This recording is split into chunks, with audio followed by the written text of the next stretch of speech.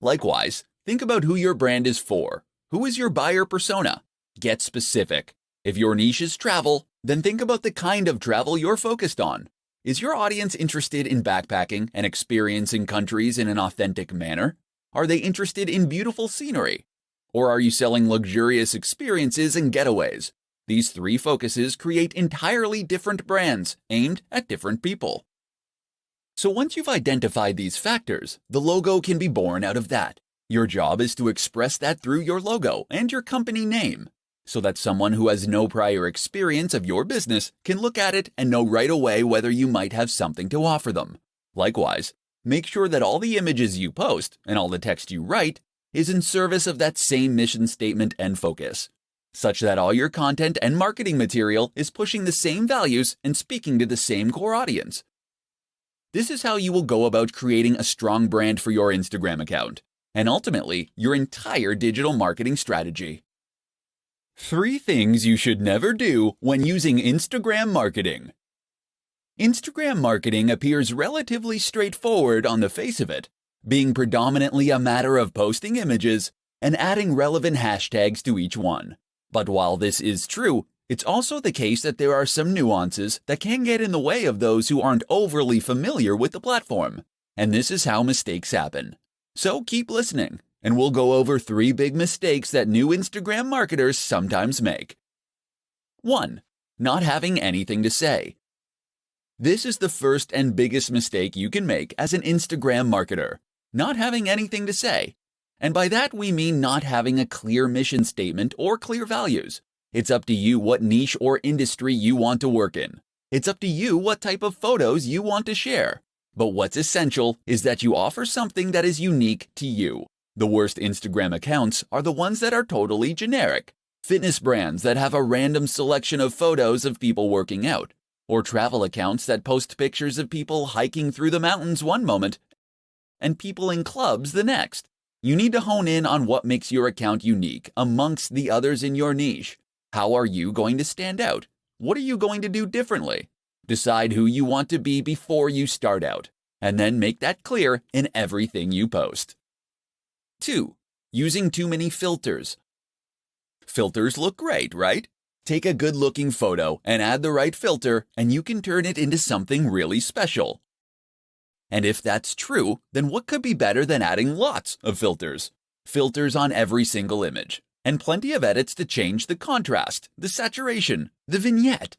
Unfortunately, the result is often that the images just look cheap, and that you lose some of the information and quality from the image you originally took. Moreover, it can end up looking modeled and inconsistent. Looking at your page as a whole, it might look completely incongruous. 3. Being inconsistent. And that's the last mistake. Thinking of each picture, but not thinking about your account as a whole. Consistency means posting regularly, and there's nothing worse than an Instagram account that hasn't had an update in weeks. But it also means being consistent in what you post. That means posting only within your niche, and ensuring that you have a consistent style and tone across all your images, all in service of identifying your specific audience, and then communicate to them directly with content they engage with. 3 ways to produce more Instagram content more quickly. Instagram is a fantastic option for marketers in a hurry. It doesn't take very long to post a photo or an image, but potentially that single post can do extremely big numbers for you. But while this is true, it's also true that a lot of people find themselves running out of time to take photos. Unfortunately, photography does require a little bit of prep, as you need to find a good spot, set up the subject, and make sure your camera is charged, etc. If you have been struggling to remain consistent with your Instagram marketing, then read on and discover how you can solve the problem. Batch. If you're taking one photo, then why not take 10? In other words, take batches of photos and you'll spend less time in total because all the setup will be done. If you're in the fitness niche, for instance, and you're taking photos of yourself training, take a bunch of extra for future content. Likewise, if you're taking photos of views while traveling, make sure to get far more than you need to use right away. Opportunity. On a similar note, you should also make sure that you seize every opportunity possible to get useful images. In particular, this might mean taking photos of things that are likely to lend themselves to future posts and topics. Did you need to withdraw a whole load of cash to pay the plumber? Then great. Use that opportunity to take some photos of the cash on the table, as this is something that can work in a whole lot of contexts.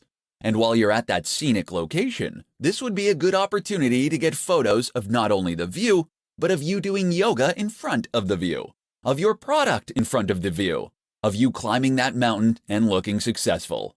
Think of every angle and version of the shot that you might need in the future. Stock. Not every photo you post needs to come from you originally. Sign up to a stock photography site, and that way, you can gain access to a limited reserve of images that you can use to grow your account. Edit these images and add text, and you can get even more use from them. Another option is to repost old images. Throwback Thursday is one of the most useful trends on the platform.